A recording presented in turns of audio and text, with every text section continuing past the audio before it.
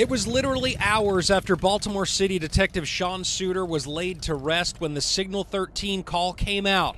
An officer shot in Cherry Hill. Many of the detectives and officers that arrived at the scene were still in their dress uniforms because they hadn't even gotten home yet from the celebration of life for Detective Suter yesterday. Police say officers with the Southern District Action Team were conducting patrols in the 800 block of Bridgeview Road when they say they saw 35-year-old Alan Johnson Jr. acting suspiciously. Show me your hands. The officers approached Johnson Jr., who they say was armed with a .40 caliber handgun. There was a struggle, and an officer was shot in the hand. These things happen very, very quickly. It's a matter of seconds. It's a violent struggle, and thank God we're not talking about planning another police funeral. Because of the confusion, another officer decided to use his taser on Johnson Jr. rather than shoot him. He was subdued and arrested. And it's not always the best scenario to discharge a firearm where you don't know where that bullet might end up. Police say besides the gun, Johnson Jr. had crack and heroin on him. He and a partner were investigating a carjacking lead from overnight. 2 women reported being carjacked on Giddings Street in Federal Hill.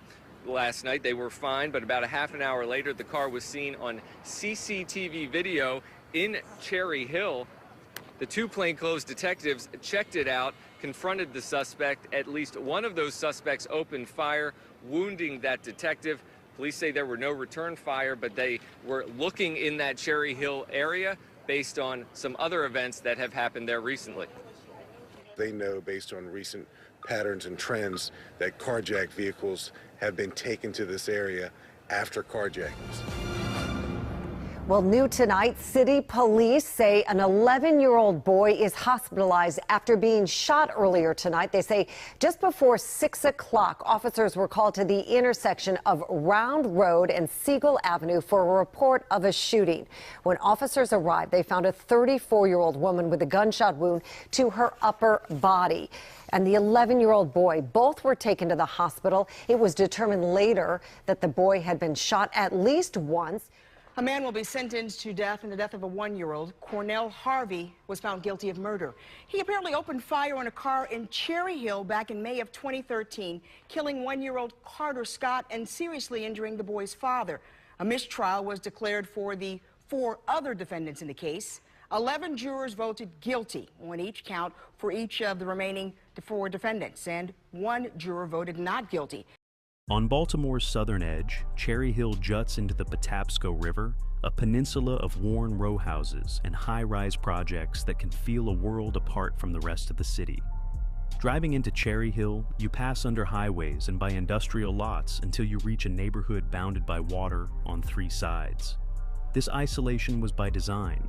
After World War II, city officials chose this remote, marshy area as the site of a large federal housing project for black veterans, in part to appease white residents who opposed black neighbors. Thus, Cherry Hill was born as a segregated model community in the late 1940s, deliberately cut off by geography. Residents soon found themselves living next to the city dump and incinerator, far from employment and shopping. For decades, Cherry Hill was treated like the armpit of the city. All the negative aspects of urbanization fell upon this area, recalls one community advocate. Indeed, Cherry Hill had no supermarket for most of its history, and even today is a food desert. As recently as 2020, not a single grocery store served its 8,000-plus residents. Despite these challenges, Cherry Hill grew into a tight-knit working-class black community. Generations of families have called its brick row homes and public housing towers home. But poverty and neglect took a toll. By the 1980s and 90s, the neighborhood became notorious for drugs and violence. Cherry Hill currently endures a crime rate nearly 291% higher than the Maryland state average. Open-air drug dealing and gang turf wars have scarred the community. In fact, Cherry Hill has long been dominated by rival street crews. One local gang known as Hillside ran a lucrative drug market, peddling drugs in and around the Cherry Hill Homes housing complex. Hillside members enforced their territory with brutal violence, engaging in running gun battles with adversaries from groups like Up to Hill and the Lake Brook Circle Boys. For years, residents were caught in the crossfire of this feud. Murders, shootings, and retaliations became tragically routine. the gang warfare in Cherry Hill grew so intense that federal authorities stepped in. Crime. According to the indictment, back in early 2002, the Hillside Enterprise distributed crack, heroin, oxycodone, and marijuana, mostly here in the Cherry Hill Town Center shopping area, as well as other parts of West and Southwest Baltimore. The indictment goes on to say they used various homes in Cherry Hill to cut and package the drugs, then bought guns with the money, guns routinely used in violent acts, including 13 retaliatory murders and shootings of a 13-year-old and 9-year-old. We're dealing with young people with no code of ethics who are killing women and killing children.